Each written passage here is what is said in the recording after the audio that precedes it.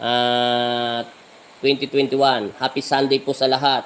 May konti lang po kung sa lahat po nagsuporta sa akin sa YouTube channel ko na 3,600 po. Sapat na po yun para sa Panginoon Kristo. At ganoon din sa Facebook page ko po na Tatak Albularyo. May konti lang po kung mensahe ng July 23, araw po ng Friday yon, Biyernes Santo po yon. So, ang mensahe ko lang at pangitain, hindi naman to para sa akin. Ayoko nga po minsan magsabi ng mensahe at pangitain, pero ito'y siguro yung nararapat para muna sabihin sa lahat ng nagsusubscribe sa akin o yung napadaan sa akin. Ang payo ko lang po, manatili muna po tayo sa ating tahanan at magdasal. Huwag po natin minsan, lahat po ng binasbasan ng Diyos, nang binigyan kayo ng kandila, o anuman, dito ay pantay-pantay, kaya anuman reliyon natin, manalangin, o kung may kandila, magtirik po tayo ng kandila ng umaga.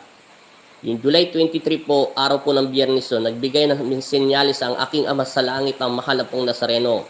Di bali pong umuulan ay okay lang, pero nakakatakot po ito. Ito ay pangitain na magiging putik po ang mga yung baha. Alam niyo na po yung galing sa mga bundok. Pangalawa po ay magiging mawawasak yung ilalim ng lupa. Siguro naman pag may bahay tayo, lulubog to o kukunin o guguho.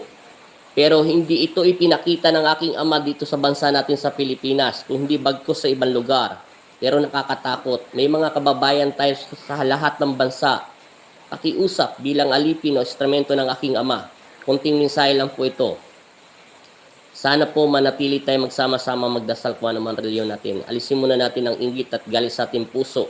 Kung anumang bansa ito, kawawa yung kababayan natin at kalahi natin.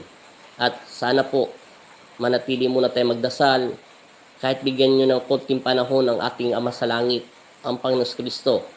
Kahit saglit lang po, sapat na po yung 3 minuto na manalangin tayo o 2 minuto. Hindi naman to para sa akin, para po to sa ating lahat. Para po sa mga taong may mahal tayo sa buhay sa ibang bansa.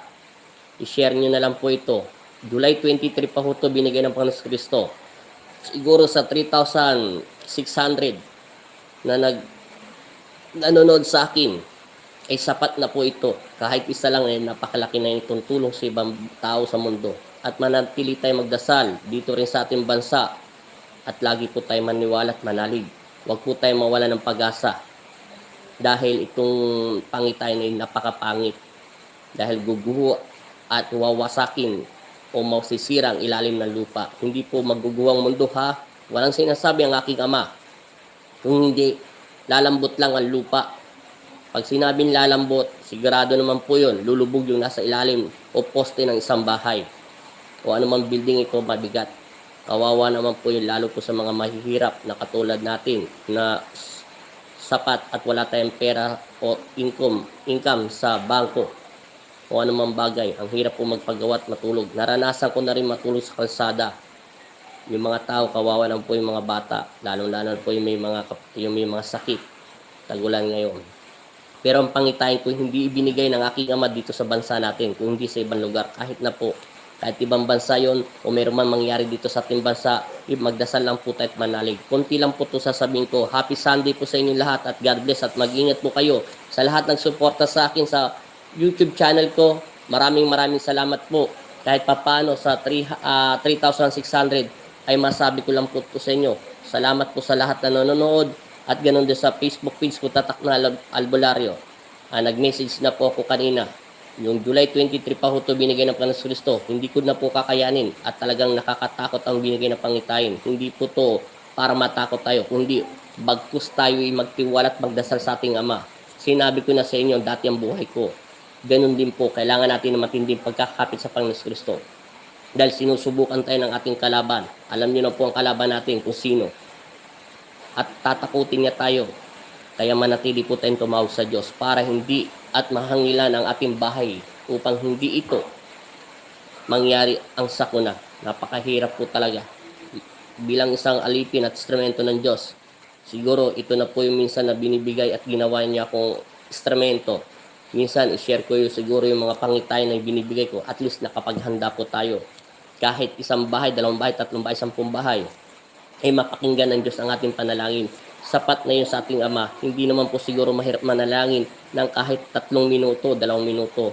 Yung mga ano po, yung may mga yung mga iba po dyan may magbukas ng kandila ng alas 6 ng umaga o 5:45 o 6 ng gabi. Kahit 1 minuto lang, mailawan lang ang liwanag ng ating tahanan. Kaya anuman relihon natin, manalangin po tayo. Magsama-sama po tayo. Kawawa po yung mga kababayan natin at hindi lang sa kababayan natin, dito rin sa bansa natin. At nawang Panginoon Kristo maghari sa kanilang buhay at sa buong buhay sa sino man tao. At pantay-pantay lang ang pag-ibig ng Diyos. At magandang umaga ulit po. Happy Sunday. God bless po sa inyong lahat at mag-ingat po kayo na maluwalhati sa inyong mga tahanan at naway malayo kayo sa lahat ng kapahamakan at trahedya o anumang sakuna na dumadapo o dumadating sa ating bansa at manatili nawa tayo sa pangalan ni Jesus. Amen. Maraming salamat po at God bless at magandang umaga po. Pasensya na po kayo sa mensahe na nalit na po ito na ibigay ko sa inyo. Thank you.